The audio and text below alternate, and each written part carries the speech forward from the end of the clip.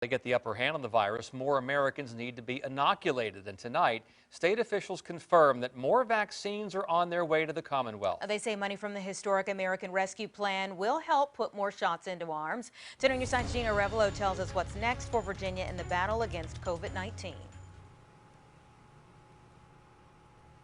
Yeah, guys, so we know that President Joe Biden has said that they will be expanding vaccine eligibility to all adults 18 and up by May 1st. Well, Dr. Danny Abula, the state's vaccine coordinator, says Virginia is on track to meet and possibly even exceed that date.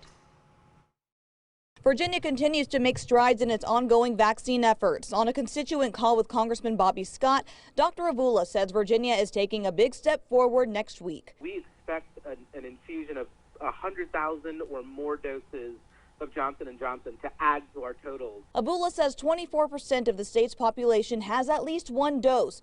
Virginia has met its goal of administering 50,000 vaccine doses a day, even reaching as many as 70,000 doses in recent days. And as more and more supply comes in, that's going to become our norm. He also says everybody in Phase 1B who wants to get vaccinated should be able to get their dose by the second week of April before moving into Phase 1C. And more good news. Abula says vaccine eligibility could be expanded to all adults sooner than May 1st. I think we'll be a week or two ahead of that here in Virginia. To reach herd immunity, the state's goal is getting 75% of the state population vaccinated, about 5 million people. But Abula estimates only 65% of adult residents in Virginia want the vaccine. We're going to have to work hard for that last 10%.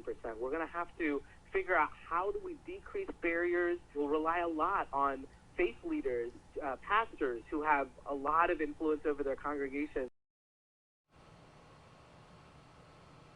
Now, Abula also mentioned there is more of a sense of urgency to get the population vaccinated because of that UK variant. He says that the CDC has predicted that at the beginning of April, somewhere along those lines, the UK variant could be the dominant strain here in the United States. Live with the latest, Geena Arevalo, 10 on your side. And so